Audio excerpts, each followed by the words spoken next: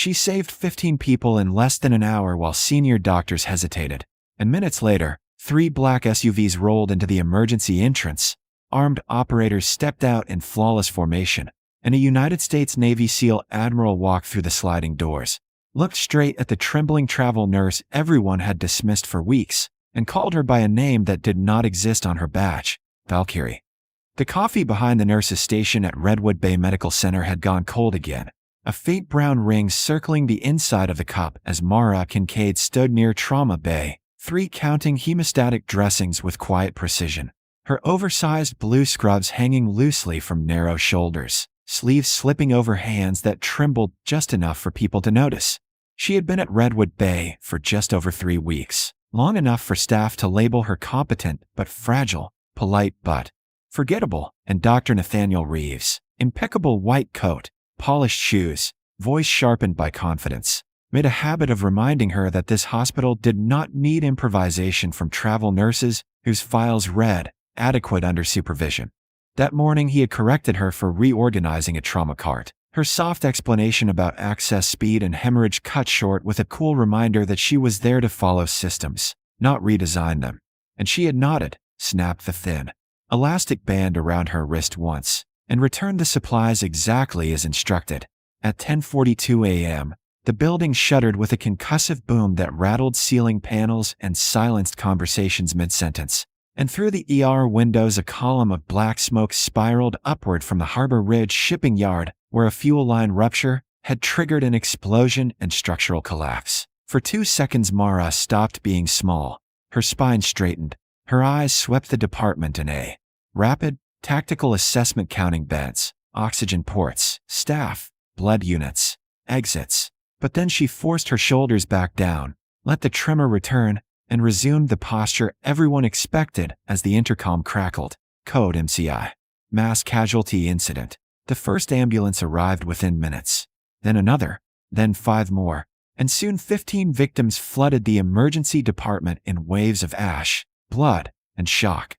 Blast injuries, crush trauma, penetrating shrapnel wounds, burns. While Reeves took center position issuing rapid orders that began to collide under the weight of simultaneous crisis. Red-tagged patients lining hallways while minor injuries occupied trauma bays simply because they arrived first, a dock worker with a tension pneumothorax deteriorated in the corridor, lips turning blue as a resident hesitated, and Mara moved without raising her voice. 14-gauge angiocath, second intercostal space. She instructed, guiding the placement until trapped air hissed free and the man's breathing stabilized. She pivoted immediately to a femoral artery bleed too high for tourniquet placement, dropping to her knees and compressing the vessel against bone with brutal precision until a clamp was secured. She recognized cardiac tamponade before the monitor alarmed and performed a pericardiocentesis with steady hands, aspirating blood until rhythm returned. She initiated massive transfusion protocol, secured large bore 4 access where others failed, intubated a chemical inhalation victim, decompressed a second chest, stabilized a spinal injury, and moved from bay to bay with calm authority that left residents obeying before realizing they had chosen to. By 11:40, less than an hour after the first siren, 15 critical patients who statistically should have died were breathing, stabilized, or in surgery, and the ER fell into stunned quiet broken only by monitor beeps and exhausted breathing. Reeves stood near the nurse's station with a single streak of blood on his pristine coat, aware in a way he would never voice that he had not been the fulcrum of survival. Mara stood at the sink washing pink-tinted water. From her hands, shoulders curving inward again, tremor returning like a mask reclaimed, until the synchronized rumble of engines rolled across the parking lot.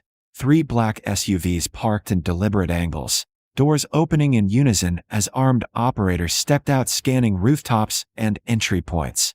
And at their center walked a tall man in a navy blazer, 2 silver stars glinting at his collar. The automatic doors slid open and conversation died instantly as the operators entered first, controlled and silent, followed by the Admiral who stopped mid-corridor, eyes locking onto Mara at the sink. 40 people held their breath as he spoke a single word, not loud but impossible to ignore, Valkyrie. Mara's hands stilled completely, the tremor gone in an instant. her shoulders rolling back, spine straightening vertebra by vertebra until she seemed taller without moving, the softness draining from her eyes and replaced by something razor-sharp and unyielding. She turned to face him fully as he continued, voice steady. Senior Chief Mara Kincaid, Naval Special Warfare Combat Medic, Silver Star recipient, presumed killed in action 18 months ago. The words detonating in the silent department while Reeves' face drained of color. Mara met the Admiral's gaze without apology or surprise and replied in a voice stripped of every fragile inflection she had worn for weeks, "Sir." And when he added quietly, "You were declared dead," she answered with the faintest tightening at the corner of her mouth. "Respectfully, Admiral, I had other priorities."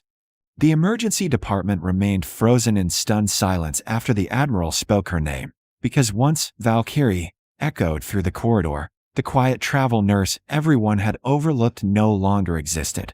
Mara stood fully upright now, hands steady at her sides, oversized scrubs hanging on a frame that looked coiled rather than fragile, while the four-seal operators shifted into a subtle protective arc behind the Admiral, their presence compressing the air in the room. Dr. Nathaniel. Reeves tried to recover his authority, clearing his throat as if policy could restore balance. "If there's been an error in her employment documentation, Admiral, I assure you hospital administration can." But the Admiral's gaze cut toward him with controlled finality, silencing him mid-sentence. "There is no error," he said evenly. "And every patient stabilized in this department today owes their life to her presence." The rebuke wasn't loud, which made it more devastating. Mara didn't look at Reeves, didn't seek vindication, because she had already read something else in the Admiral's posture, the rigid line of urgency beneath composure. "Who is it?" she asked quietly. The Admiral exhaled once before answering. "Petty Officer Daniel Reyes. Call sign Nomad. Surveillance assignment in the Blue Ridge sector. He went dark 12 hours ago." And something in Mara's expression shifted. Not fear, not surprise, but calculation. "Captured?" she asked. "Highly probable," the Admiral replied. "His last encrypted signal traced to a private security compound under investigation for arms brokering and unauthorized intelligence transfers." He paused, then added, "The same network connected to your last deployment." The implications settled heavily between them. Mara's breathing slowed into a controlled rhythm. The tremor long gone, her mind clearly moving ahead of the conversation. "If he's alive, they're extracting information," she said, voice steady. "Which means they believe he has operational value. That buys us time, but not much." The Admiral nodded once. "We cannot move overtly," he continued. "The compound belongs to Iron Veil Strategic Solutions, defense contracts, political insulation. A direct strike becomes a public crisis." His eyes locked onto hers. "I need someone who does not officially exist, a fate." Knowing look crossed Mara's face. For 18 months she had lived as a ghost, shifting identities, tracing the betrayal that had destroyed her team, surviving because she assumed someone inside the system had sold them out. "You came because I'm dead on paper," she said. "I came because you can get in without triggering alarms," he corrected. Behind him, one of the operators, broad-shouldered, scar along his eyebrow, watched her with restrained relief. Deborah stood near Bay 2 with tears threatening, realizing the quiet nurse she'd shared coffee breaks with had been carrying classified history the entire time. Reeves said nothing now, the collapse of his earlier certainty complete. "What's the window?" Mara asked. "Extraction viability drops sharply after 18 hours, the Admiral replied, glancing at his watch. "We're already at 12, she nodded once, decision settling instantly. "Then we move now," she said. The Admiral studied her for hesitation but found none. "Equipment is staged outside," he replied. Mara reached up and removed the thin elastic band from her wrist, the final piece of the persona she had worn inside these walls, and let it fall into a nearby trash bin. The faint snap echoed in the quiet. She turned briefly to Deborah, voice calm. "Run real mass casualty drills. Today exposed gaps." Then faced the Admiral again, posture unmistakably military. 5 minutes, she said, as she walked toward the locker room to shed the last visible trace of the trembling travel nurse disguise. The staff of Redwood Bay watched not a transformation into someone new, but the unveiling of who she had been all along, and outside the hospital doors the SUVs idled while the clock for Nomad continued to count down. The compound sat quiet under a moonless sky, floodlights sweeping in slow mechanical arcs as Mara moved along the tree line with the kind of silence that only comes from years of repetition. There was no tremor in her hands now, no trace of the unassuming nurse from Redwood Bay. Only Valkyrie, precise and controlled, counting patrol intervals, mapping blind spots, adjusting when a guard paused half a second longer than expected. She scaled the perimeter wall, dropped inside, and reached the reinforced outbuilding in under 4 minutes. The lock gave way quickly, and she cleared the corridor alone before finding Daniel Reyes restrained but alive, bruised, breathing, defiant. His one clear eye focused on her and widened. "They said you were dead," he rasped. "They were wrong," she answered, cutting him free and checking his vitals with swift efficiency.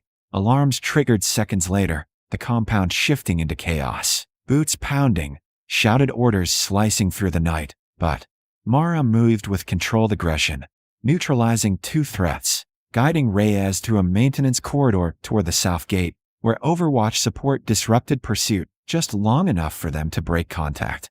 By the time they reached the extraction point beyond the ridge, Reyes was stable, injured but conscious, and the SEAL team closed around them in disciplined silence. Only once they were airborne did he reveal that his interrogators had referenced the same classified operation that had supposedly killed Mara 18 months earlier. Proof the betrayal she suspected was real and unfinished. Federal authorities moved before dawn, seizing servers, freezing accounts, and dismantling the private security front that had shielded the network.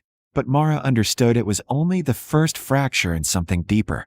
Hours later she returned briefly to Redwood Bay Medical Center. Not to reclaim anonymity, but to close a chapter. The staff parted instinctively as she walked through the ER, respect replacing assumption, and Dr. Reeves stepped aside without a word. She offered no dramatic speech, only a quiet nod to Deborah and a reminder about preparedness before turning back toward the exit where the Admiral waited. Sunlight spilled across the parking lot as the door slid open, and for a moment she stood between 2 worlds. The fluorescent-lit hallways where she had saved 15 strangers in 1 hour, and the shadowed terrain where she hunted threats few people ever saw. "You don't have to disappear again," the Admiral said softly. Mara allowed herself a faint, steady smile. "I never did," she replied. And with that, Senior Chief Mara Kincaid, Valkyrie, stepped forward not as a ghost, not as a rumor, but as both healer and warrior fully revealed, ready for whatever came next.